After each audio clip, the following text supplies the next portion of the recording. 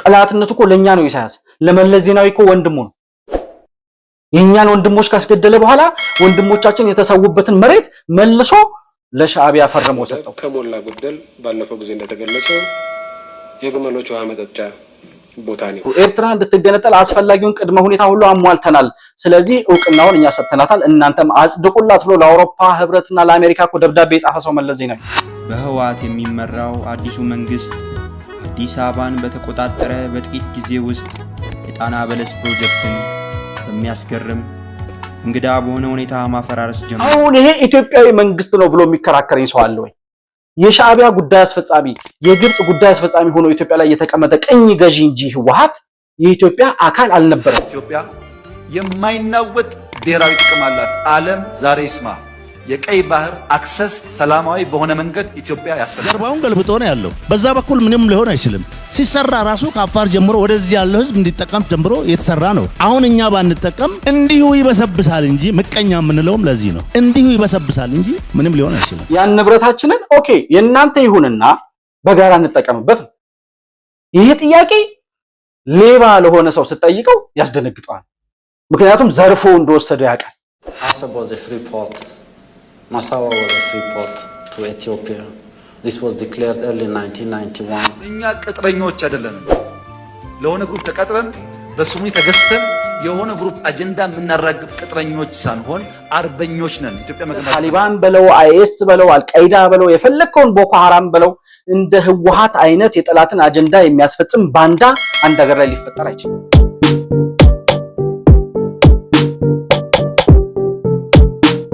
ሰላም ለእናንተ ይሁን የተከበራችሁ የመሆን መልቲሚዲያ ቤተሰቦች እንደምን አላችሁ ብሩክ የሾርቅ አሰፋ ከመሆን መልቲሚዲያ በዛሬው ፕሮግራማችን ጥርሱ የወለቀው ያስመራው ውሻ በሚል ርዕስ ከሻዕቢያ ምስረታ ጀምሮ እስከ ዛሬ ድረስ ያለውን ከኢትዮጵያ ጋር ተያይዞ ያለውን ፍላጎት የሚዳስስ ፕሮግራም ነው ይዘንላችሁ የቀረብነው እስከ ፕሮግራሙ ፍጻሜ ድረስ አብራችሁ እንድትቆዩ በአክብሮት እጋብዛለሁ መሆን መልቲሚዲያን ላይክ ሰብስክራይብ እና ሼር እያደረጋችሁ እንዲሁም ደግሞ ለሌሎች ተደራሽ ማድረጋችሁን እንዳትዘነጉ ለማስታወስ እወዳለሁ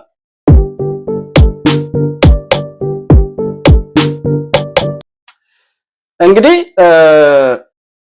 ምንድነው ኢሳያስ አፈወርቂን ያስደነገጠው የሚለውን ነገር በቀጣይ እንመለከታለን ግን ጥያቄው ግን የኢትዮጵያ ጥያቄ ምን ስለሆነ ነው ኢሳያስ እንደዚህ የደነገጠው ወደ ስድብ ወደ ዘለፋ እና ወደ እብደት የሄደው ምን አይነት ጥያቄ ተጠይቆ ነው እንግዲህ በጠቅላይ ሚኒስትር አብይ የተነሳው የወደብ ጥያቄ ነው የወደብ ጥያቄ ደግሞ የጋራ ተጠቃሚነት ጥያቄ ነው የተነሳው አሰብን ጠቅልለን እንውሰድ ያለ ማንንም የለም ጠቅላይ ሚኒስትሩ ጥያቄ ሲያነሳ ወደብ ያስፈልገናል የኢትዮጵያ የወደብ ጥያቄ የህልውና ጥያቄ ነው 120 እና 130 ሚሊዮን ህዝብ ያላት ሀገር ወደብ አልባ ሆና ላንድ ሎክድ ሆና ተቆልፎባት ልትኖር አትችልም ስለዚህ ወደብ ያስፈልገናል ይሄን ወደብ ደግሞ በብዙ አይነት አማራጭ ኤርትራንም ኢትዮጵያንም ሊጠቅም በሚችል መንገድ በጋራ አልምተን እንጠቀምበት ብሎ ጥያቄ አነሳ እኛ አጀንዳችን ኢኮኖሚያችን እያደገ ነው ህዝባችን እያደገ ነው ከምጽዋ እስከ ሶማሌ 5000 ኪሎ ሜትር ነው ሲሾሩ ትልቅ ሀብት ነው ልናለማው አልቻልንም ሌሎች ናቸው ከሌላ ቦታ መጥተው እንደፈለጉ የሚያደርጉት ትንሽ ያክሰስ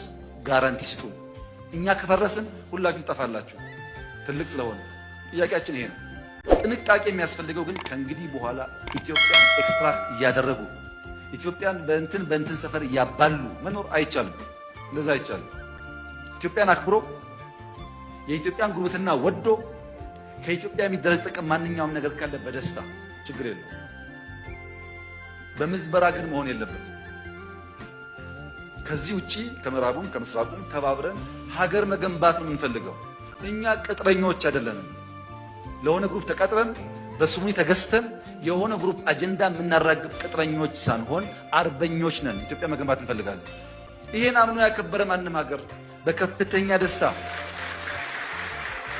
በከፍተኛ ደስታ አብረን መስራት እንፈልጋለን አሁን ከኤርትራ ጋር አንዳንድ ወሬ ይነሳል እንፈልገው ሰላም ግን ኢትዮጵያ የማይናወጥ ብሔራዊ ጥቅም አላት ዓለም ዛሬ ይስማ የቀይ ባህር አክሰስ ሰላማዊ በሆነ መንገድ ኢትዮጵያ ያስፈልጋል ኢትዮጵያ ይገባታል ብዙዎች እኮ ነውር ነው ይላሉ 120 ሚሊዮን ህዝብ መቆለፍ ነውር ነው ይላሉ አንዳንድ የተገዙ ኢትዮጵያውያን ባይገባቸው ወይኛ ወይ ልጆቻችን ያሳፍታል ጥርጣሬ የለውም የኤርትራው አምባሳደር ወይም የኤርትራው ሰው በኢትዮጵያ እንደሚባለው አይነት ኤርትራዊ የሆነ ወይም ኢሳያስ አፈወርቂ ኮፒ የሆነ ሰው ስለሆነ አዲስ አበባ ላይ የነበረው የአሰብን ወደብ አላግባብ የሚገባትን ንብረት ተገቢ ባልሆነ መንገድ ለኤርትራ ተላልፎ የተሰጠ ንብረት ነው። ያን ንብረታችንን ኦኬ የናንተ ይሁንና በጋራ እንጠቀምበት። ይሄ ጥያቄ ሌባ ለሆነ ሰው ስትጠይቀው ያስደነግጣል። ምክንያቱም ዘርፎ እንደወሰደው ያውቃል፣ የሱ እንዳልሆነ ያውቃል። እንደዚህ አይነት ጥያቄ የሚጠይቅ መንግስት እንዲመጣ አይፈልግም ኢሳያስ አፈወርቂ። ስለዚህ በዚህ ምክንያት ወደ ድንጋጤና ወደ ስድብ ነው ሄደው። ያ ስድብና ድንጋጤ የት ያደርሳል? እንግዲህ ነገ ምን ደርስበትን ነገር ስናይ መጨረሻውን የምናየው ነው የሚሆነው። ግን በዚህ ምክንያት ኢሳያስ አፈወርቂ ኖ የራሳችሁን ንብረት ቢሆንም እኔ ዘርፌ ወስጄዋለሁ፣ እድሜ ለመለስ ዜናዊ፣ እድሜ ለህወሓት የማይገባኝን ሰጥቶኛል፣ በማይገባኝ መንገድ እንደ እድል እንደ ጣፈንታ ሆኖ የተሰጠኝን ንብረት መልሼ አልሰጥም የሚል ንትርክ ውስጥ ነው የገባው።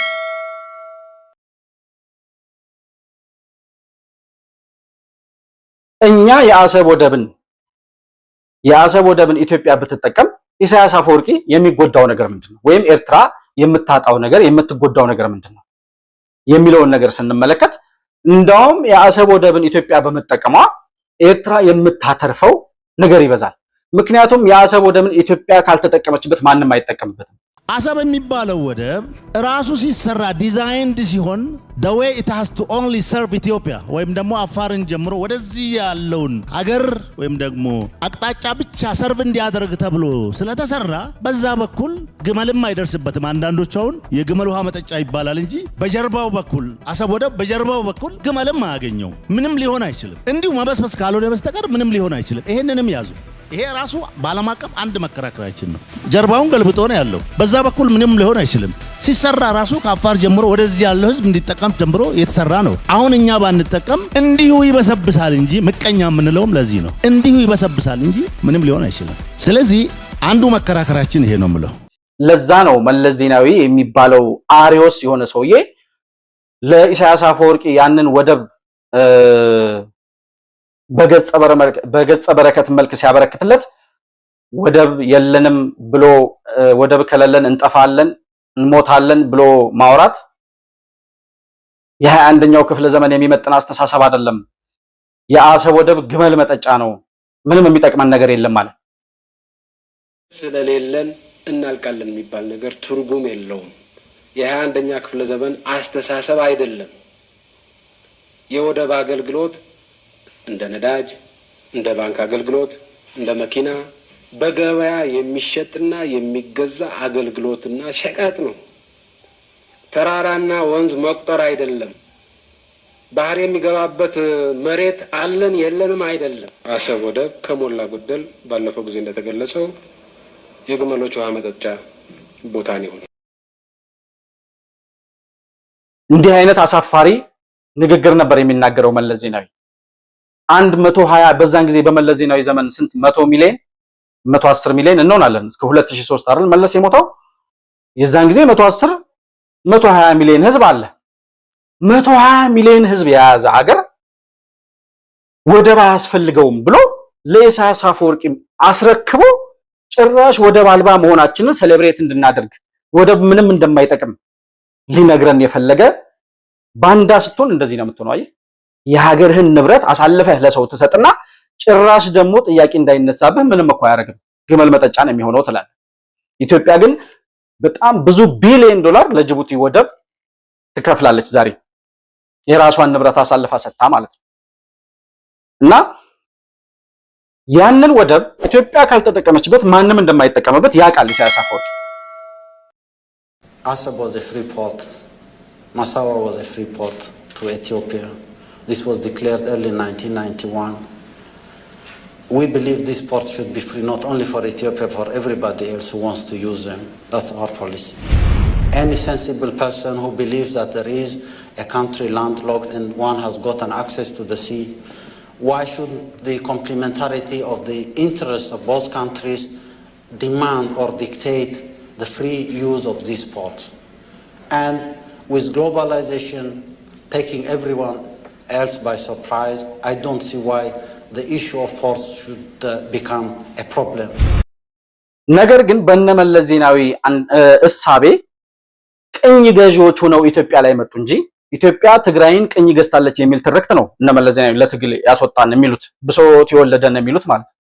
ስለዚህ ኢትዮጵያ ትግራይን ቅኝ ስትገዛ ከነበረ ደርግ ሲዳከም ትግራይን ነፃ ካወጡ በኋላ የትግራይ ነፃ አውጪዎች ናቸው ትግራይን ይዘው መቀመጥ ይችሉ ነበር። እድልና አጋጣሚው ሲገጥምላቸው የደርግን መዳከም ተከትለው እስከ አዲስ አበባ ድረስ መጥተው ቅኝ ስትገዛን የነበረችውን ኢትዮጵያን መልሰን ቅኝ መግዛት አለብን በሚል ሜንታሊቲ የመጡ ሰዎች ናቸው። ኢትዮጵያን ሲመራ የነበረው 27 ዓመት ኢትዮጵያዊ መንግስት ነው ካልከኝ አንተ ህወሓት ነህ ወይም አንተ ሻዕቢያ ነህ። በቃ ሌላ ልትሆን አትችልም። አገሩን የሚወዳትን ሀገር የሚመራ ወይም አገሬ ናት የሚላትን ሀገር የሚመራ ሰው ወደብን የሚያክል ቀይ ባህርን የሚያክል ስትራቴጂካዊ ቦታ አሳልፎ ለጠላት ሰጥቶ ወደብ እኮ ምንም አያደርግም ግመል መጠጫ ነው የሚል መሪ የሚወዳትን ሀገር ወይም አገሬ የሚላትን ሀገር ሊመራ አይችልም። ቀኝ ገዢዎች ናቸው። ጠላት ነው ሲገዛን የነበረው። ኢትዮጵያዊ የሆነ መሪ ይሄን ሊያደርግ አይችልም። በመቼ በምን አይነት ጊዜ እንደተፈጠሩ ህወሓት የሚባል ፍጥረት ኢትዮጵያ ውስጥ መቼ እንደተተከለ መቼ እንደተፈጠረ ሳይታወቅ በቅኝ ግዛት ስር ነው 27 ዓመት ሙሉ ይኖር ነው። ያ ቅኝ ገዢ የነበረ መንግስት ነው የአሰብን ወደብ አሳልፎ ለኤርትራ ሰጥቶ ዛሬ የራሳችንን ንብረት እንደው በገንዘብ እንኳን ከፍለን እንጠቀምበት ብለን ስንጠይቅ የአስመራው ውሻ ለመናከስ ጥርሱን የሚያሾለው ማለት ነው። ይሄ ሰውዬ መጨረሻው ላይ ደርሷል፣ መጥፊያው ላይ ደርሷል የምንለው በዚህ ምክንያት ነው። ዛሬ የኢትዮጵያ የወደብ ጥያቄ የመንግስት ወይም የብልጽግና ወይም የዶክተር አብይ ጥያቄ አይደለም። የወደቡ ጥያቄ ኢትዮጵያ ወደብ ያስፈልጋታል። የአሰብ ወደብ ወደ ኢትዮጵያ ተመልሶ መምጣት አለበት፣ ንብረታችን ነው፣ በህገወጥ መንገድ ያጠናው ነው የሚለው ጥያቄ የህዝብና የትውልድ ጥያቄ ሆኖ መጥቷል። ሊመለስና ሊቀለበስ የሚችልበት እድል የለም ዛሬ። ይሄንን ግን መረዳት የሚችል አእምሮ የለውም ኢሳያስ አፈወርቂ። ምክንያቱም እንደዚህ አይነት በአምባገነን የኖረ በኢትዮጵያ ላይ የራሱን አምባሳደሮች አስቀምጦ የኢትዮጵያን ጥቅም በራሱ ጥቅም ሲለውጥ የኖረ ኢትዮጵያ ለማኝ ሆና 120 ሚሊዮን ህዝብ ይዛ ተቆልፎባት እንድትኖር የፈረደ መሪ ስለሆነ ዛሬም እንደዛው ሆና እንድትኖር የሚፈቅድ ልክ እንደ ህወሓት አይነት ተላላኪ መሪ ያለ ይመስለዋል። ማገናዘብና ማየት፣ ዙሪያ ገባውን ማየት፣ አቅጣጫውን ማየት፣ ምን እየሆነ ምን እየተከሰተ እንዳለ መረዳት የሚችል ጭንቅላት የለውም ኢሳያስ አፈወርቂ። ምክንያቱም ደንዝዟል። ያኔ በቆመበት 83 84 ዓመተ ምህረት ኤርትራ ስትገነጠል በነበረበት ሜንታሊቲ ላይ የአሰብን ወደብ መለስ ዜናዊ አሳልፎ ሲሰጠው በነበረው ሜንታሊቲ ላይ ደንዝዞና ዝጎ የተቀመጠ ሰው ነው ኢሳያስ አፈወርቂ ማለት። ያንን የዛገ ጭንቅላት ዛሬ ላፍታታው ብትል ስፓናቶ ይሆናል እንጂ ሌላ ምንም የሚሆነው ነገር የለም። ስለዚህ እሱኑ እያመነጀከ ዘርፎ የወሰደውን ንብረት ማንም አይነካብኝም እያለ ዛሬም እያቀራራ መኖር ነው የሚፈልገው። እንግዲህ ይሄ ከሆነ የኢሳያስ ፍላጎት የአሰብ ወደብን እንዳትጠቀም የከለከለበት ምክንያት ኢትዮጵያ እንዳትለወጥና እንዳታድግ ከመፈለግ ወይም ከመሻት የተነሳ ከሆነ ምንድነው እዚህ መሻት ላይ ያደረሰው? ለምንድነው ኢትዮጵያ እንዳታድግ የሚፈልገው ኢሳያስ? ኢትዮጵያና ኤርትራ ተባብረው የኤርትራም ህዝብ የኢትዮጵያም ህዝብ በአንድነት በጋራ እንዳያድጉ የሚፈልግበት ምክንያት ምንድነው? የመጀመሪያው የትንሽነት ሜንታሊቲ ነው። ትንሽ ነው። ቅድም እንዳልኩት ኤርትራ ማለት አንድ ክፍለ ሀገር ነች። በድሮ የኢትዮጵያ ግዛት አንድ የኢትዮጵያ አካል ሆና አማራ ክልል፣ ኦሮሚያ ክልል እንደምትለው አንድ የኢትዮጵያ ክፍለ ሀገር ኤርትራ ጠቅላይ ግዛት ተብሎ ይጠራ የነበረ አካባቢ። ኢትዮጵያ ካደገች በቀጠናው ላይ የራሷን ጥቅም ስለምታስከብር ሀያል ሆና ስለምትወጣ ታሪክ ያላት ማንነቷ የሚያኮራ ከራሷ አልፋ ለመላው የጥቁር ህዝብ የነጻነት አርማ መሆን የቻለች አድዋ የሚባል ታሪክ በዓለም ላይ መጻፍ የቻለች ታሪካዊና የጀግኖች ምድር መሆኗ ስለሚታወቅ ይቺ ሀገር ቀና ብላ እንድትሄድ አይፈለግም። ለዚህ ደግሞ ወያኔ የሚባልና ሻዕቢያ የሚባል ሰይጣን ኢትዮጵያ ምድር ላይ መፍጠር ችለዋል። ጣሊያን፣ ግብጽና አውሮፓውያን ባንድ ላይ ተባብረው ማለት ነው። ስለዚህ ይሄ ሰውዬ ኢትዮጵያ ካደገች ትውጠኛለች፣ እፈራለሁ፣ ህልውናዬን አጣለሁ ብሎ ይፈራል። ትንሽ ስትሆን እንደዚህ ነው የምትሆነው። ትንሽ ስትሆን መተባበርን ትፈራለህ።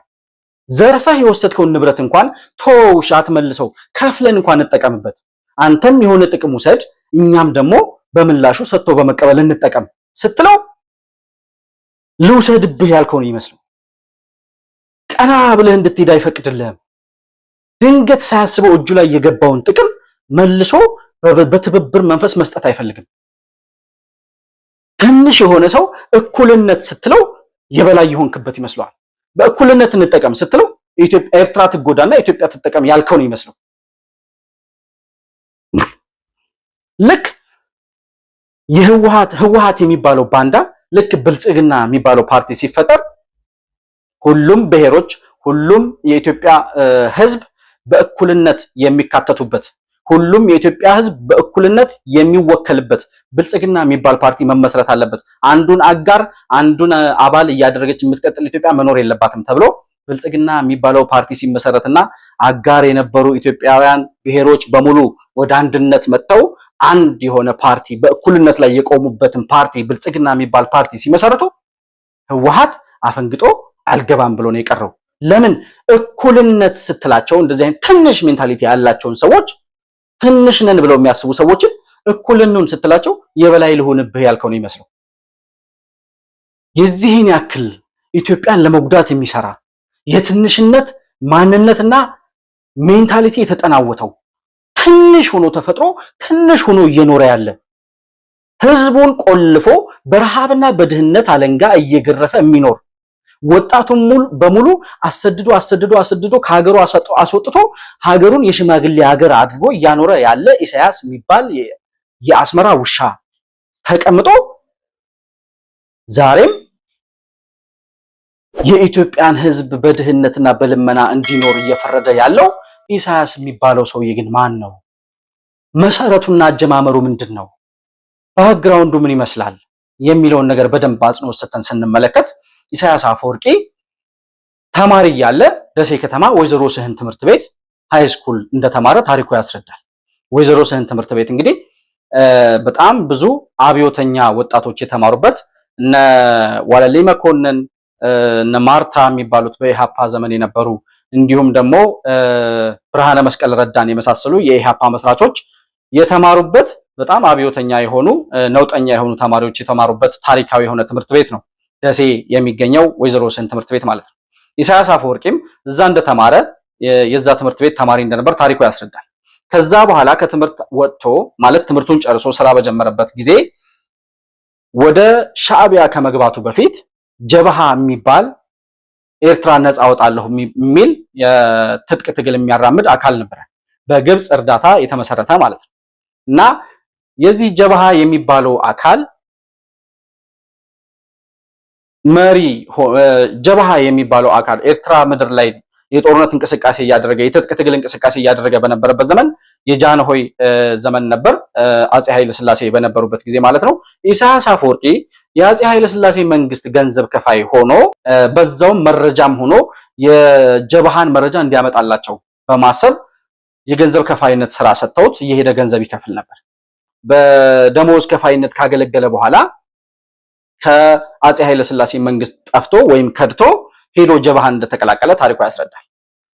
ጀበሃን ከተቀላቀለ በኋላ በጣም በጥቂት ጊዜ ውስጥ ጀበሃ የሚባለውን የኤርትራ ነፃ አውጪ ኃይል አፍርሶ ሻዕቢያ የሚባለውን ኃይል መሰረተ።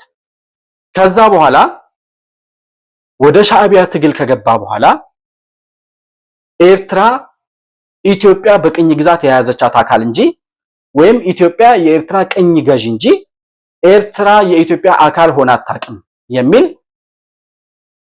ታሪክ ፈብርኮ የራሱን ታሪክ ጽፎ መጣ። በዚህ ደረጃ እነ ሻዕቢያ የጦርነት እንቅስቃሴ ማድረግ ከጀመሩበት ጊዜ ጀምሮ ኢትዮጵያ የምትባል ሀገር በህልውናዋ እንድትቀጥል እንድታድግና እንድትበለጽግ የሚፈልጉበት ምንም አይነት ምክንያት የለም። ሲጀምር ጥላቻ አለባቸው፣ ሲቀጥል ቅኝ ገዣችነት እንጂ የኢትዮጵያ አካል አይደለንም ብለው ያምናሉ። በሶስተኛ ደረጃ ደግሞ ትልቅ ሀገር ስለሆነች ታሪክ ያላት ሀገር ስለሆነች እንድታድግና እንድትበለጽግ አይፈልጉም። በዚህ ሂደት ውስጥ ደግሞ ማን ተፈጠረ? ህወሓት የሚባል ትግራይ ምድር ላይ የበቀለ አረም እና ሉላ አባ ነጋ በተፈጠሩበት ሀገር ላይ የተፈጠሩ ባንዳዎች የትግራይ ምድር ላይ በመፈጠራቸው የኤርትራን ዓላማ ለማስፈጸም አጋጣሚው ተመቻቸላቸው። ህወሓትን አቡክቶ የጋገረውና የሰራው ሻዕቢያ ነው ወይም ኢሳያስ አፈወርቂ ነው። እነዚህ ሁለት ባንዳዎች ተባብረው የደርግ መንግስት በራሱም የውስጥ ፖለቲካ ችግርም ከህዝብ ጋር በመነጣጠሉና በመለየቱ ምክንያት እድልና አጋጣሚው ገጥሞላቸው ኢሳያስ አፈወርቂ የኤርትራ ፕሬዝዳንት እንዲሆንና እነመለስ ዜናዊ የትግራይ ነፃ አውጪ ግንባር ሆነው ትግራይ ነፃ እናወጣለን ብለው የጀመሩ ሸለምጥማጦች የኢትዮጵያ ስልጣን ላይ መጥተው እንዲቀመጡ ጊዜና ሁኔታ ፈቀደላቸው። በእነዚህ ሁሉ ሂደቶች ውስጥ የምንመለከተው ሻዕቢያ የተመሰረተበት ዋና ዓላማ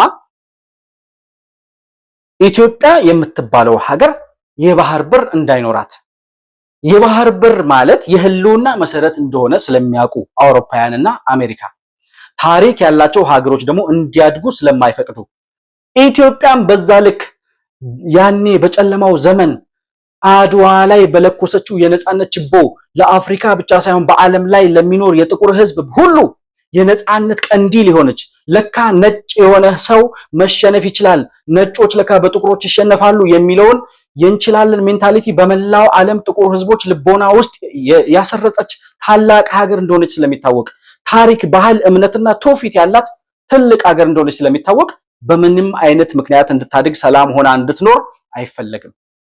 ለዛ ማንን አምጥቶ አስቀመጡልን? ሻዕቢያ የሚባል የኤርትራ ነፃ አውጪና ህወሓት የሚባል የትግራይ ነፃ አውጪ ግንባር ፈጥረው የኢትዮጵያ ማህፀን ውስጥ ቁጭ አደረጉ ማለት ነው።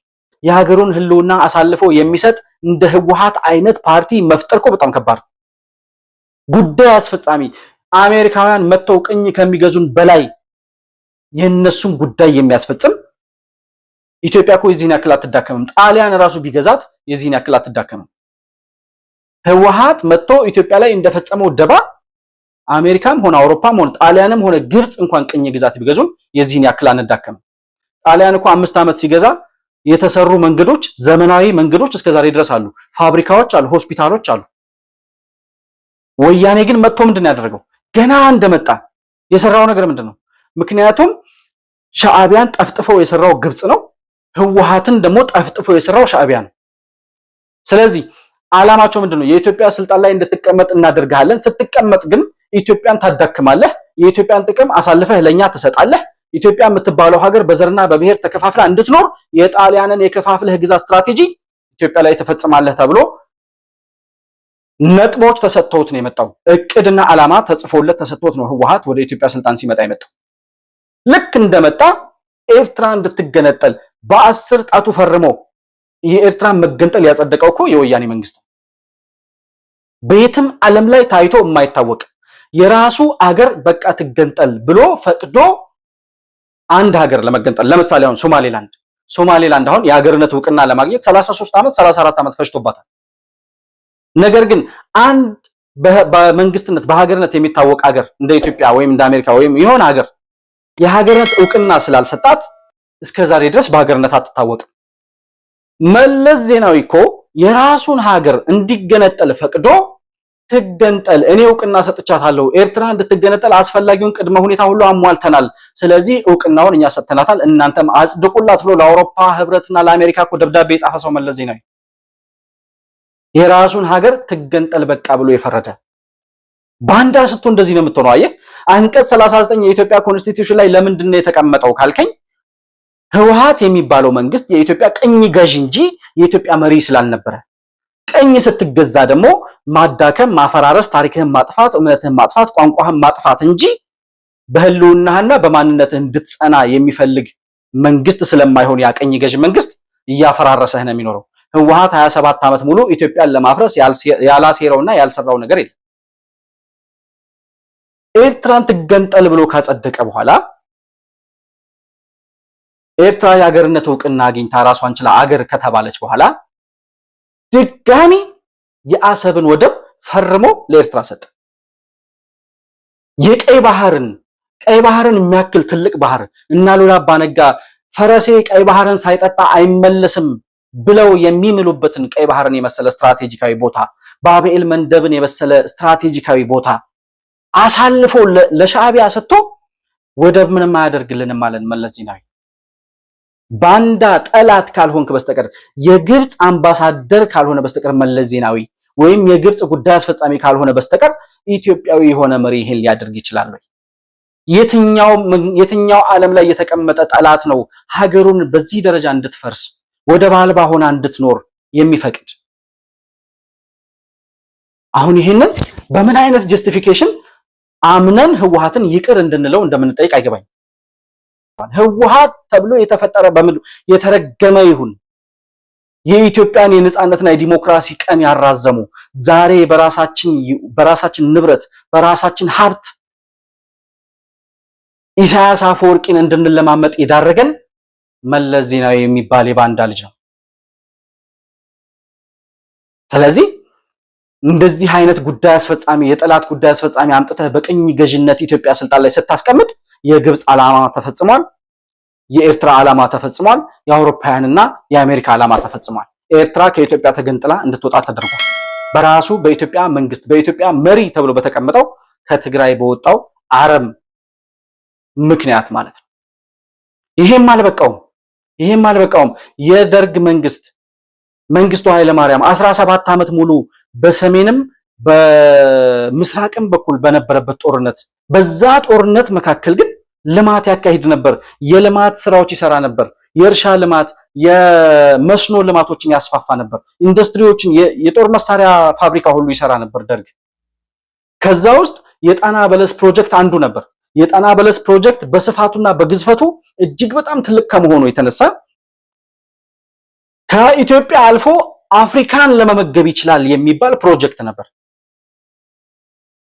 በጣም ትላልቅ ማሽነሪዎች መጥተው በጣም ብዙ ስትራቴጂ ተነድፎ ስራ ከጀመረ በኋላ የሃይድሮ ኤሌክትሪክ ፓወር ለማመንጨት እንቅስቃሴ ሲጀመር የአባይ ግድብ ማለት ነው፣ አሁን የተገደበው የአባይ ግድብ፣ ያኔ በጣና በለስ ፕሮጀክት ስር አንዱ የሚገደበው ፕሮጀክት የሃይድሮ ኤሌክትሪክ ፓወር ነበር። ያንን ለመገንባት እንቅስቃሴ ሲጀመር የደርግ መንግስት ወደቀ። ህወሓት መጥቶ የኢትዮጵያ ስልጣን ላይ ተቀመጠ። ልክ የኢትዮጵያ ስልጣን ላይ በተቀመጠ በማግስቱ መለስ ዜናዊ ያደረገው ምንድነው? የጣና በለስ ፕሮጀክትን ድምጥማጡን እንዲጠፋ ነው ያደረገው። የጣና በለስ ፕሮጀክት ስራው እንዲጀመር እና በድርቅ የተጎዱ ወገኖችን ወደ ጣና በለስ እንዲሰፍሩ ተወስኖ ጣና በለስን የመገንባት እንቅስቃሴ ተጀመረ። ለዚሁ ስራ የጣሊያን መንግስት ከ300 ሚሊዮን ሊሬ በላይ በእርዳታና በብድር በመስጠቱ ጣና በለስ ልዩ የልማት መንደር ግንባታ እንቅስቃሴ ተጀመረ። የጣና በለስ ገነት የሰፈራና የልማት ፕሮጀክት እንዲካሄድ የተያዘለት 1 ሚሊዮን ሄክታር ቢሆንም የተጀመረው ግን በ220 ሺህ ሄክታር ላይ ነበር። ይኸው የሰፈራና የልማት ቦታም የተዋቀረውም በ6 ወረዳዎች በ42 ቀበሌዎች ነበር። ለታሰበው ልማት ይውሉ ዘንድ በመቶዎች የሚቆጠሩ ግሬደሮች፣ ትራክተሮች፣ ኮምባይነሮች፣ ኮምባክተሮችና ሌሎች ማሽኖች ተዘጋጅተው ወደ ጣና በለስ ደረሱ። የመጀመሪያው የሥራ አካል የሆኑት ፓዊን መገንባትና ከዳንግላ ፓዊ ያለውን መንገድ መዘርጋት በሚገባ ተጠናቀቀ። የሥራው ሌላ ምዕራፍ የሆኑትም የፓዊ አየር ማረፊያ ተገነባ። 126 አልጋ የሚይዝ ልዩ ሆስፒታል ሥራ ቀጠለ። አካባቢው ላይ ሊመሰረት ለታቀደው ሩዝ መፈልፈያና ማብቂያ ማሽኖች ተተከሉ። በተለይ በሩዝና መሰል ተክሎች እጅግ የላቀ ምርትን ማስመዝገብ ጀመሩ። በአጭር ጊዜ ውስጥም ጣና በለስ የምርት እምብርት ሆነች። ከጣና በለስ የሚመረተው የተትረፈረፈ የሩዝና አኩሪ አተር ምክንያት የሀገሪቱ ሩዝና አኩሪ አተር ምርት እጅግ በከፍተኛ ቁጥር በመጨመሩ ከአካባቢው አልፎ ወደ መላው ኢትዮጵያ ይሰራጭ ጀመር። ይህንን ልማት ለማፋጠንና የታቀደውን ሰፊ ቦታ ለማልማት ማስፋፋትና በወቅቱ የሀገሪቱን ኤሌክትሪክ መሸፈን የሚችል የኤሌክትሪክ ግድብ ሥራ ተጀመረ። በጣም የሚገርም እክል ግን ከሌላ አቅጣጫ ተሰማ። ይህ አስደናቂ የሆነ ሥራ ሳይጠናቀቅ በህወሓት የሚመራው አማጺ ጦር አዲስ አበባን ተቆጣጠረ። በልማት እንቅስቃሴዋ ከፍተኛ እድገት ያሳየችውን ጣና በለስን አወደማት። በቢሊዮን የሚቆጠሩ ብር የተገዙ የተለያዩ የፕሮጀክቱ ንብረቶች በሙሉ በህወሓት ተዘረፉ። ብሩህ ተስፋ አይተው የነበሩት አርሶ አደሮች ተስፋቸው ጨለመ። በህወሓት የሚመራው አዲሱ መንግስት አዲስ አበባን በተቆጣጠረ በጥቂት ጊዜ ውስጥ የጣና በለስ ፕሮጀክትን በሚያስገርም እንግዳ በሆነ ሁኔታ ማፈራረስ ጀመረ። ለማመን በሚገርም ሁኔታም ፕሮጀክቱ ላይ የነበሩ ዶዘሮች፣ ኤክስካቫተሮች፣ ትራክተሮችና ሌሎች በመቶዎች የሚቆጠሩ ልዩ ልዩ ማሽነሪዎችና መኪናዎች እየጫነ ወደ ትግራይ ማጓጓዝ ጀመረ። በቦታው የሚኖሩ የልማትና የአነስተኛ አግሮ ኢንዱስትሪ ተቋማትም በሙሉ በማፈራረስ መጫን ጀመረ። የተጀመረውን የግድብ ሥራ እንቅስቃሴ ንብረቶችንም ሙሉ በሙሉ በመዝረፍ ስራውን አቋረጠ። ኢትዮጵያ ያለማኛል፣ ያሳድገኛል፣ ያበለጽገኛል ያለችውን ፕሮጀክት ኢትዮጵያ በድህነቷ በጦርነት ውስጥ ሆና የጀመረችውን ፕሮጀክት አጠፋው፣ አወደመው፣ አፈረሰው መለስ ዜናዊ። ማሽነሪዎችን ሁሉ ነቅሎ ወደ ትግራይ ወሰዳቸው፣ ወደ አስመራ ላካቸው። ትግራይ ውስጥ ያሉ የወርቅ ማዕድን ፋብሪካዎች እንደ ሱር ኮንስትራክሽን አይነት በኢፈርት ስር ያሉ ድርጅቶች የተመሰረቱትና የተቋቋሙት ከጣና በለስ ፕሮጀክት ውስጥ ተዘርፎ በተወሰደ ሀብት ነው። አሁን ይሄ ኢትዮጵያዊ መንግስት ነው ብሎ የሚከራከረኝ ሰው አለ ወይ? የሻዕቢያ ጉዳይ አስፈጻሚ፣ የግብጽ ጉዳይ አስፈጻሚ ሆኖ ኢትዮጵያ ላይ የተቀመጠ ቅኝ ገዢ እንጂ ህወሓት የኢትዮጵያ አካል አልነበረም። ኢሳያስ አፈወርቂ በእጅ አዙር እነ መለስ ዜናዊን እኛ ጫንቃ ላይ ያስቀምጦ የኢትዮጵያ ስልጣን ላይ ያስቀምጦ በእጅ አዙር ከኢትዮጵያ ማግኘት የሚፈልገውን ጥቅም በእነመለስ በኩል ያገኝ ነበር። ታዲያ መለስ ሻዕቢያ ነው ወይስ ኢትዮጵያዊ ነው? ነፃ እንድትሆን በራሱ ጊዜ ከኢትዮጵያ ትገንጠል ብሎ ፈርመው ኤርትራን አስገነጠለ። እሱም አልበቃው ብሎ የኢትዮጵያን ታላቅ ፕሮጀክት ጣና በለስን የሚያክል ፕሮጀክት አወደመ፣ አፈረሰ። እሱም አልበቃው ብሎ የአሰብ ወደብን የራሳችንን ንብረት አያስፈልገንም፣ ምንም አያደርግልንም ወደብ ብሎ ለሻዕቢያ ሰጠው። እና ሻዕቢያ ራሱን አይደለም እንዲያስቀምጠው እዚህ እና ዛሬ እያደረገ ያለው እያወራ ያለው ነገር ምንድነው? ሻዕቢያ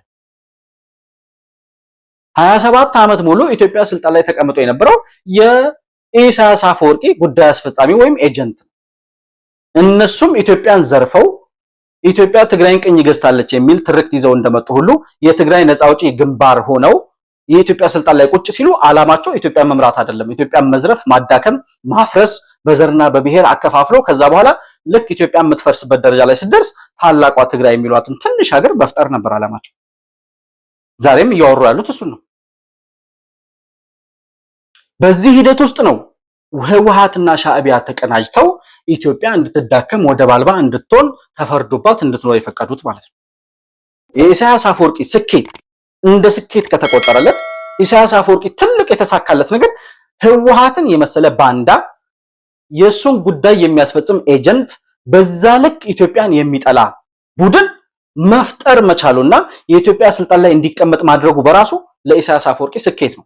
ምክንያቱም መለስ ዜናዊ ሲሰራ የነበረው ኢሳያስ አፈወርቂ የሚጠቅመውን ነገር ብቻ።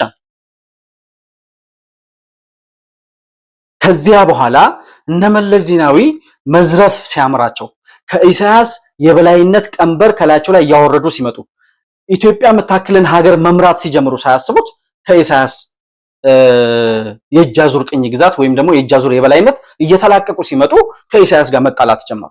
የባድመ ጦርነት የተነሳው በዚህ ምክንያት ነው። ወደባችንን አሳልፎ ከሰጠ በኋላ ኤርትራን ካስገነጠለ በኋላ ነው ያ የባድመ ጦርነት የተነሳው። በዛ ምክንያት የባድመ ጦርነት ተለኩሶ የኢትዮጵያ ሕዝብ ምንም እንኳን ህወሓት የሚባል ቅኝ ገዢ እየገዛው መሆኑንም ቢያቅ ለኢትዮጵያ ከሰራ ትንሽ እስኪ እድል እንስጠው ብሎ ስላሰበ 17 ዓመት ጦርነት ስለመረረው የባንዳ ልጆች መሆናቸውን እንኳን ቢያቅ ኤርትራ የኢትዮጵያን ድንበር አልፋ ወረረችን የሚል ዜና መለስ ዜናዊ ሲያስነግር ወይም ኢህአዴግ የሚባለው ፓርቲ ሲያስነግር የኢትዮጵያ ህዝብ ዳር እስከ ዳር ከደቡብ ከምስራቅ ከምዕራብ ሁሉም ኢትዮጵያዊ ነቅሎ ወደ ሰሜን ሂዶ ዘምቶ ኢሳያስ አፈወርቂን በአንድ ሳምንት በሁለት ሳምንት ጦርነት ወሮ ከያዘው የባድመና ሽራሮ መሬት ተነቅሎ እንዲወጣ ያደረገው ማለት ነው። በዛ ጦርነት ውስጥ 60 ሺህ በላይ በጣም ብዙ ኢትዮጵያውያን መስዋዕት ሆነዋል።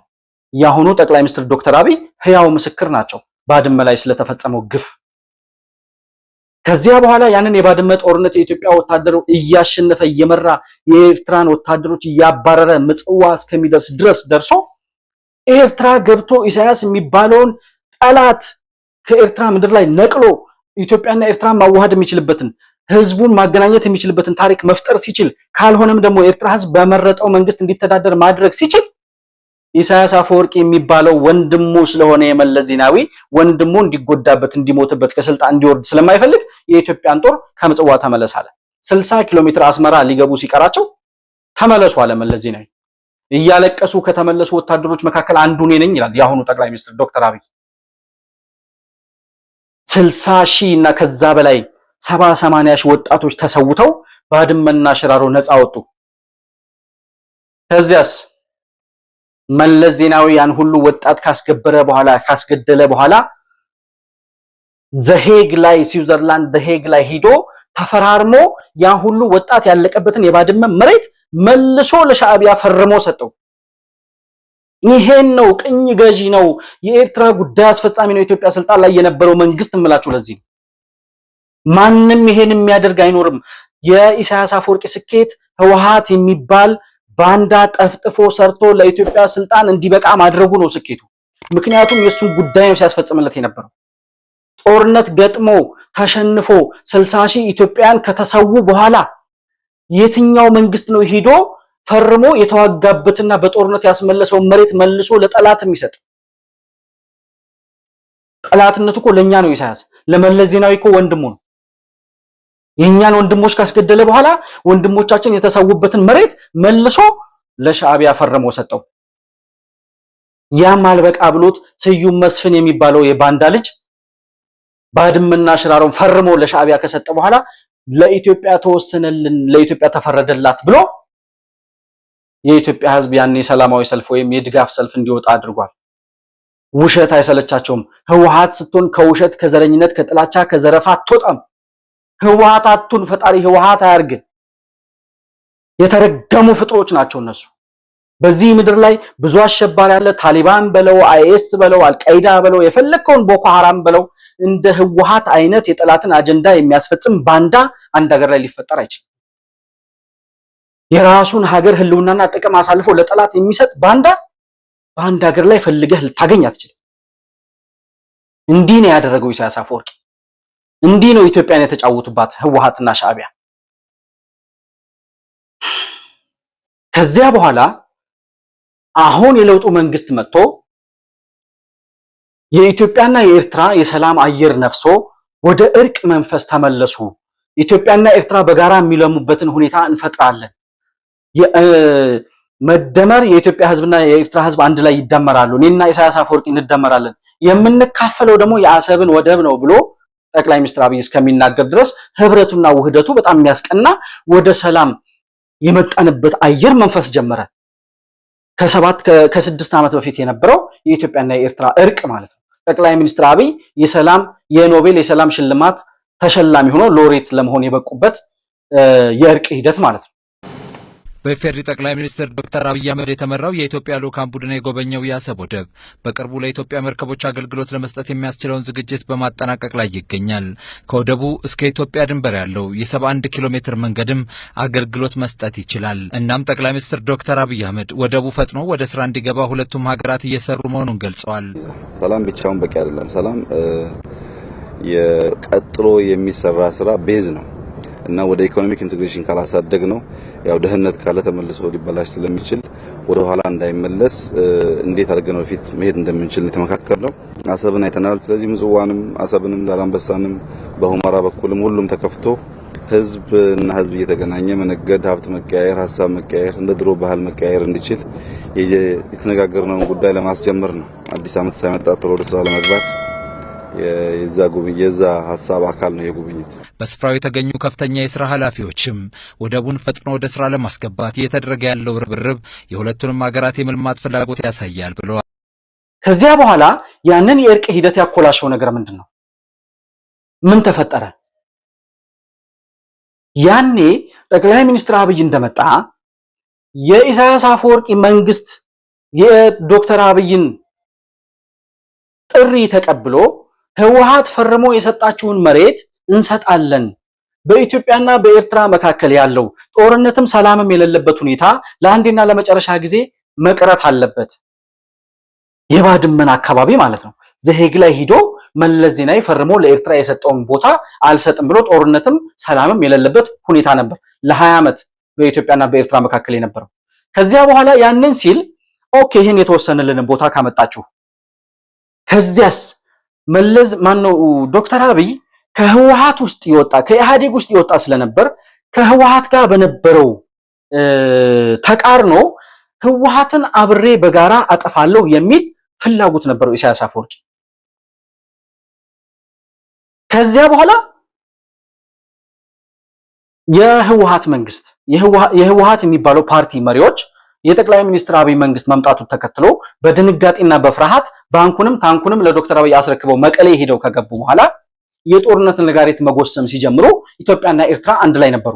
በጋራ እንለማለን፣ በጋራ እንሰራለን፣ በጋራ እናድጋለን የሚል ትርክት ሁሉ እየተነገረ ነበር። ህወሓት የሚባል ባንዳ ከስልጣን ውጪ መኖር ስለማይችል ሌባና ዘራፊ ቡድን ስለሆነ በድንገት በዶክተር አብይ የተወሰደበት ስልጣን ከቅዠት ውስጥ ስላላወጣው በዛ ቅዠት ውስጥ ሆኖ የሰሜን እዝን በተኛበት አረገ።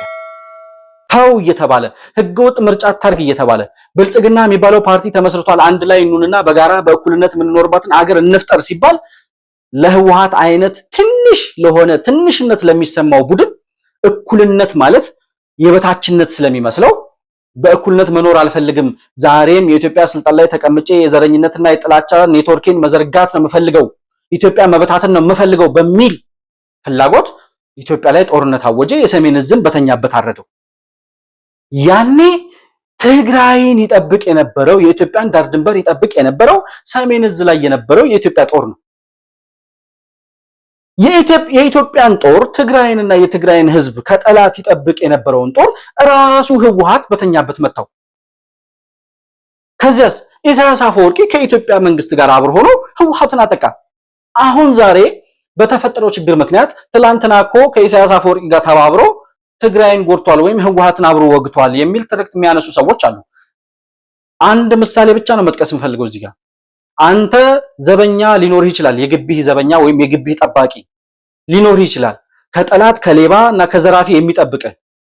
አንተ ውስጥ ላይ ቤትህ ላይ ስትቀመጥ ግቢህን የሚጠብቅ በር ላይ የሚቀመጥ አንድ ጥበቃ ልታስቀምጥ ትችላለህ። ያንን ጥበቃህን በር ላይ ወደ ውጪ እያየ አንተን እየጠበቀ ባለበት ሰዓት ከጀርባ ሁነህ የሚጠብቅህን ጥበቃህን ወይም ዘበኛህን በጥይት ከመታው ከገደልከው በኋላ ጠላት ገባብኝ ብለህ ኮምፕሌን አታረግም። ምክንያቱም የሚጠብቅህን የገደልከው አንተ ነህ። ሰሜን እዝን የሚያክል ሜካናይዝድ ክፍለ ጦር 20 ዓመት ሙሉ በቀብረው ጉድጓድ ውስጥ ተቀምጦ የትግራይን ህዝብና ትግራይን ኢትዮጵያን ድንበር ሲጠብቅ የነበረውን ሰራዊት በተኛበት ያረዳችሁት እናንተ ናችሁ። ህወሓት የሚባል የጠላት ቡድን ነው ሰሜን እዝ ወታደሮችን ያረደው። እነሱን ካረድክ በኋላ ኤርትራ እኮ ገብታ ህወሓትን አጥቅታለች፣ ኤርትራን ትግራይን ጎድታለችና የሚባል ወሬ ልታነሳ አትችልም። መጀመሪያ ሰሜን እዝን ማን ምታለ? ሰሜን እዝን ከመታ በኋላ ከዛ በኋላ ጠላት ገብቶ እንደዚህ ያረገኝ ደግ አረገህ ነው የምልህ። ምክንያቱም መጀመሪያ ያንን የሚጠብቅህን ሰራዊት ያጠቃውና የገደልከው አንተ ነህ። ያኔ የኤርትራ መንግስት ተጠቅቶ በተኛበት ታርዶ የተረፈ መሳሪያውን ይዞ ወደ ኤርትራ ድንበር የሸሸውን የኢትዮጵያን ጦር አልብሰውና አብልተው ተመልሶ ወደ ትግል እንዲገባ በማበረታታታቸው የኤርትራን ሰራዊት አባላት የኤርትራን የጦር መሪዎች እንዲሁም ኢሳያስ አፈወርቂ ያኔ ላደረገው ነገር አለማመስገን አይቻልም። ያኔ የነበረው ህብረት እንዲቀጥል ነበር ፍላጎታችንና ምኞታችን። ነገር ግን ኢሳያስ አፈወርቂ የሚባል ባንዳ ያኔ የነበረው አንድነት ከቀጠለ ያኔ የነበረው አንድነት ከቀጠለ ህልውናዬ አደጋ ላይ ይገባል ብሎ ስለሚያስብ ያኔ የነበረውን ህብረት ማስቀጠል አልፈለገም።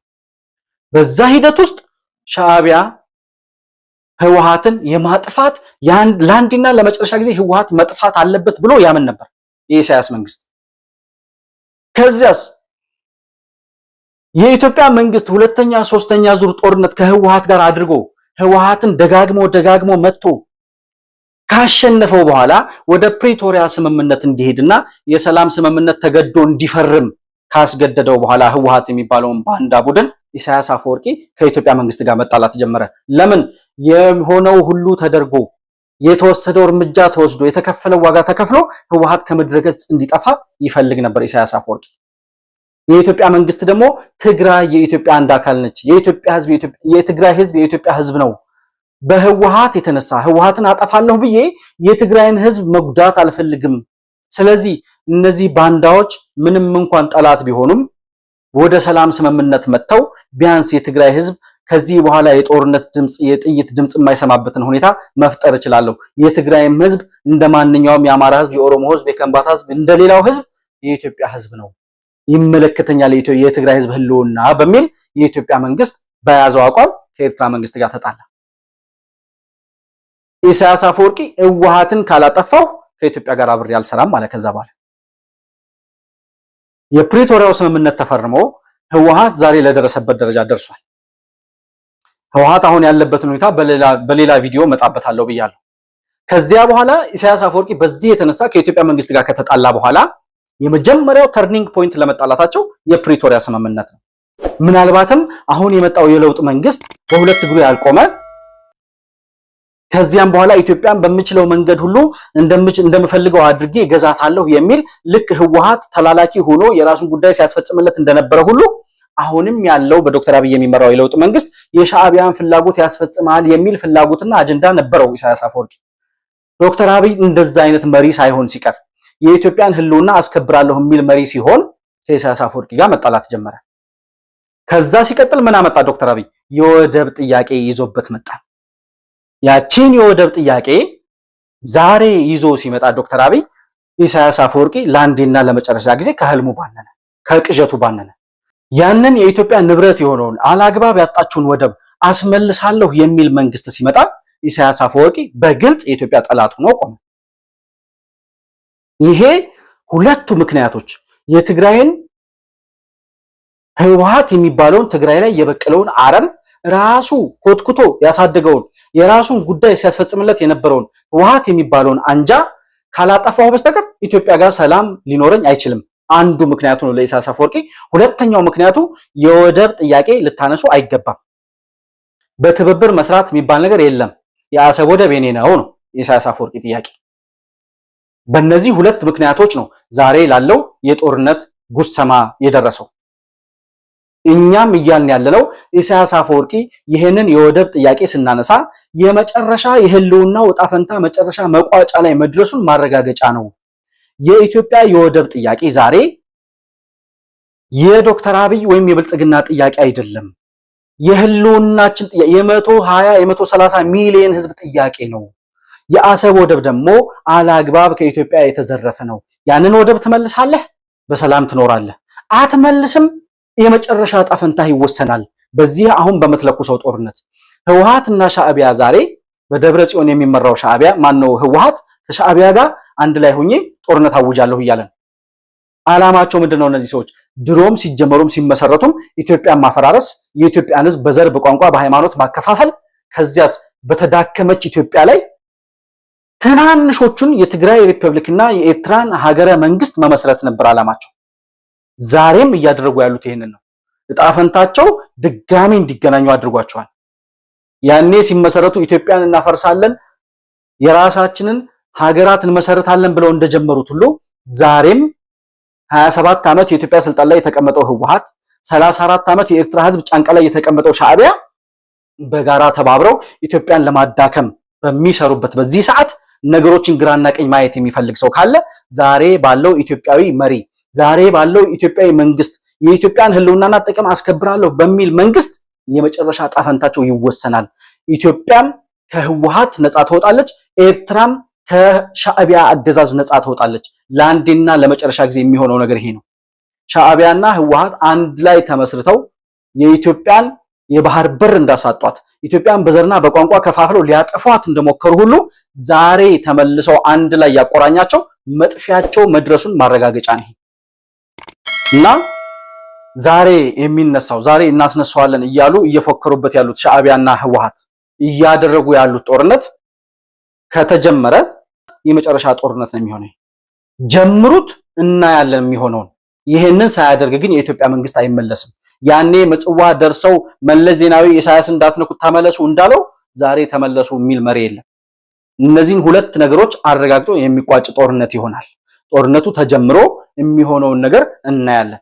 በአጠቃላይ ግን የሻዕቢያ ምስረታ በኢትዮጵያ መዳከም ላይ የኤርትራን ነጻነትና ሀገረ መንግስት ትግራይ የምትባለውን ቁራጭ ሀገር መፍጠር ነበር የሻዕቢያና የህወሓት ዓላማ። ያንን ማድረግ የማይችሉበት የመጨረሻ ጣፈንታቸው ላይ ደርሰዋል። የመጨረሻ መልእክቴ ይሄ ነው። እኔም የሚሆነውን ነገር አብረን የምንከታተልና የምንመለከት ይሆናል። ለዛሬ የነበረኝ ሻዕቢያና ህወሓትን አስመልክቶ የነበረኝ ፕሮግራም ይህንን ይመስላል።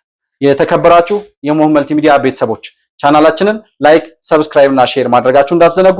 አብራችሁኝ ስለነበራችሁ እጅግ በጣም አድርጌ አመሰግናለሁ። በሌላ ፕሮግራም እስከምንገናኝ ድረስ ሰላም በያላችሁበት ለእናንተ ይሁን።